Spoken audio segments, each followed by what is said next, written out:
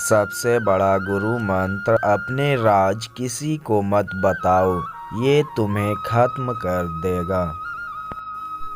एक समझदार आदमी को सारस की तरह होश से काम लेना चाहिए और जगह, वक्त और अपनी योग्यता को समझते हुए अपने कार्य को सिद्ध करना चाहिए।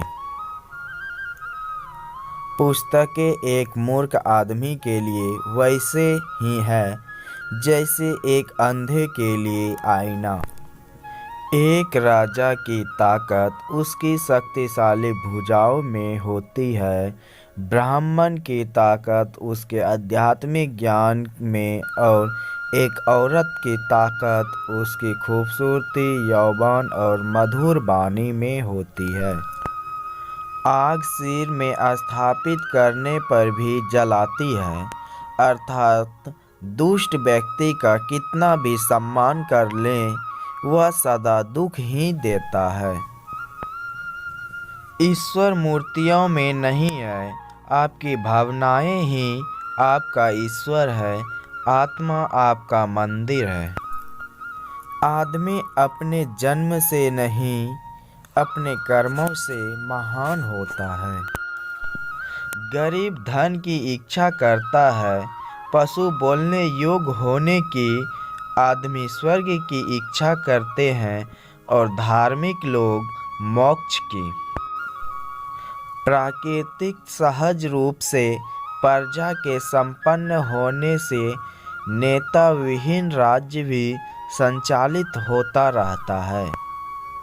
जो गुजर गया उसकी चिंता नहीं करनी चाहिए, ना ही भविष्य के बारे में चिंतित होना चाहिए। समझदार लोग केवल वर्तमान में ही जीते हैं। किसी भी कार्य में पल भर का विलंब ना करें।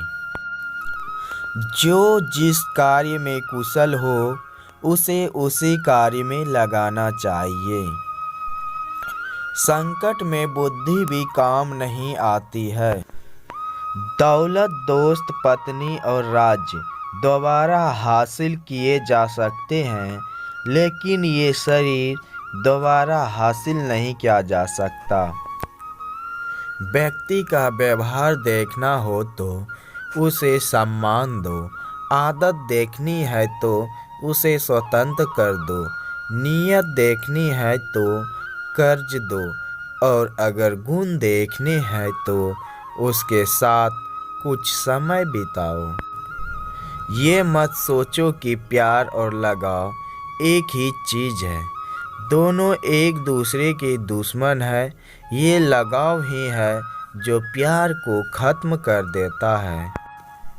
पृथ्वी सत्य पे टिकी हुई है, ये सत्य की ही ताकत है जिससे सूर्य चमकता है और हवा बहती है।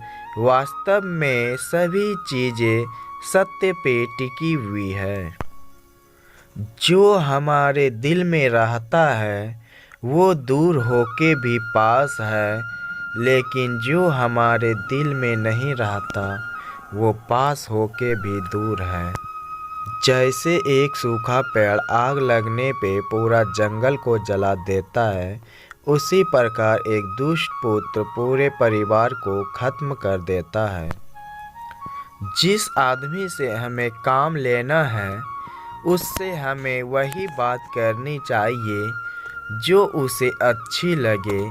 जैसे एक शिकारी हिरन का शिकार करने से पहले मधुर आवाज में गाता है।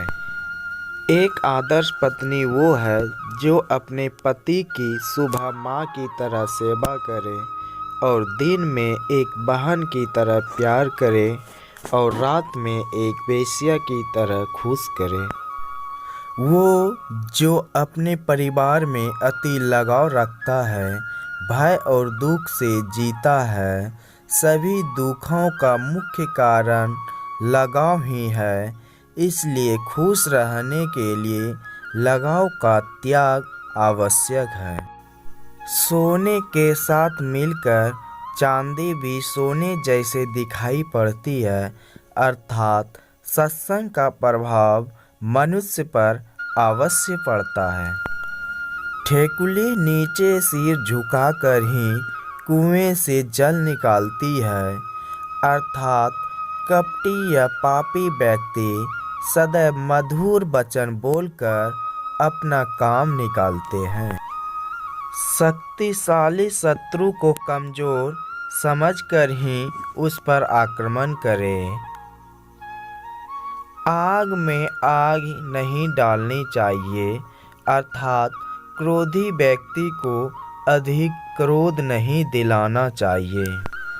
दूध के लिए हथनी पालने की जरूरत नहीं होती, अर्थात आवश्यकता के अनुसार साधन जुटाने चाहिए। प्राकृतिक रूप से प्रजा के संपन्न होने से नेता विहीन राज्य भी संचालित होता रहता है। दूसरों की गलतियों से सीखने वाला ही बुद्धिमान है। आपकी ज़िंदगी इतनी बड़ी नहीं है कि सारी गलतियां खुद करके सीखें।